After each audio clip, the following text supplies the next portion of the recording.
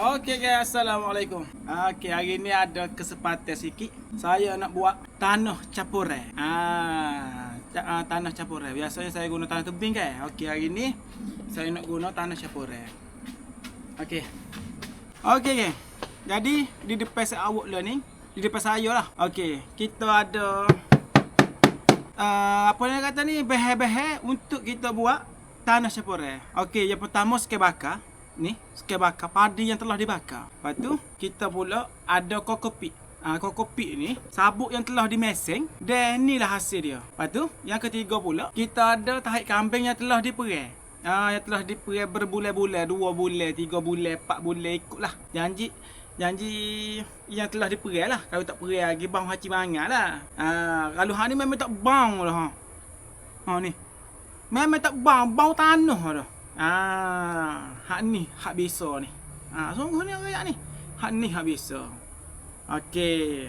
Tak sedut buat macam mana dah. Kita buat cepat-cepat lalu. Okey geng. Cara kita nak buat dia bagi sebati kan. Macam lah ni saya rasa kokopit ni tak cukup dengan bahan ni. Nak lagi banyak. Saya rasa lah. Tapi tak apa. Kita buat dulu. Kita gaul dulu. Kalau tak cukup kita tambah balik dah.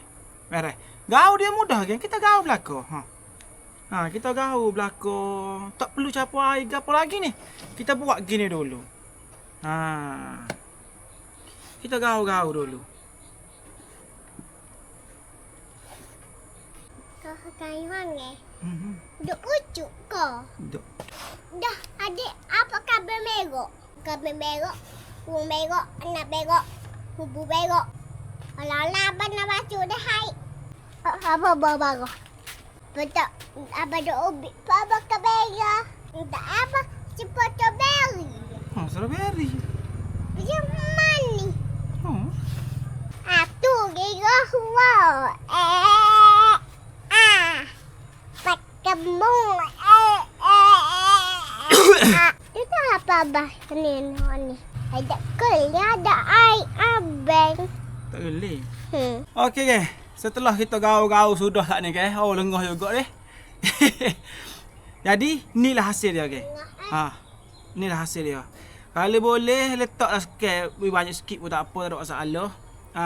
Kiranya agak-agak dengan kokopit kita tu. Agak-agak. Jangan dah duk lebih, duk banyak, duk kurang ke apa. Agak-agak. Gitu. Okey. Jadi inilah hasil dia, geng. Ni hasil dia.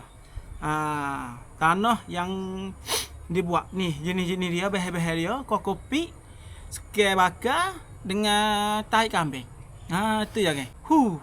Masuk tu isi polybag lah. Jom, baca. Yang mana? Ke pasal ni. Ni buat abah. Ini nak buat apa? Buat cermeh. Tak apa, tak ubik apa. Hai.